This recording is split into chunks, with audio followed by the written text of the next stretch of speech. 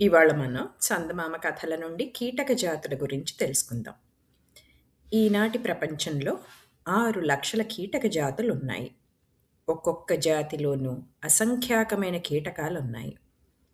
కీటకాలకు ఇతర జంతు జాతులకు గల ముఖ్యమైన తేడాలేమంటే, కీటకాల శరీరాలు 3 భాగాలుగా విభజన పొంది ఉంటాయి. వాటికి 6 కాళ్ళుంటాయి, 2 మీసాలుంటాయి.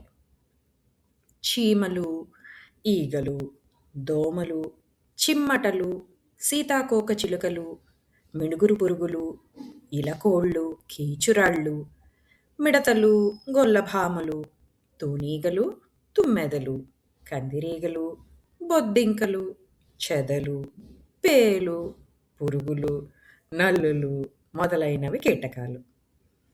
ప్రపంచంలో సామాన్యంగా కీటకాలు బతకలేని ప్రాంతం అంటూ లేదు. కొన్ని రకాల కీటకాలు మనకు లాభం చేకూర్చి పెడుతున్నాయి. పట్టుపురుగుల నుంచి మనకు పట్టు లభిస్తున్నది. దానితో మనం అనేక రకాల బట్టలు నేస్తున్నాం. తేనెటీగలు మనకు పూల నుంచి మకరందం తెచ్చి తేనె తయారు చేసి పెడుతున్నాయి.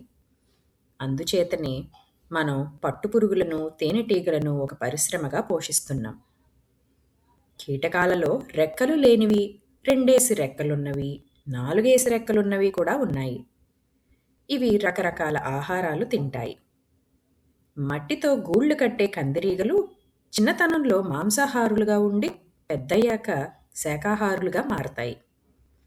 అవి తమ పిల్లల కోసం సాళ్ళీళ్లను తెచ్చిపెట్టి తాము మాత్రం పూలలో మకరందం తాగుతాయి. సాలీళ్లు కూడా కీటకాలే.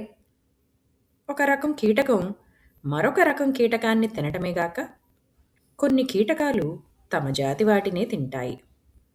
ఆడగొల్లభామ మగగొల్లభామను తినటం పరిపాటే. ఇదండి వాటి మన కథనం.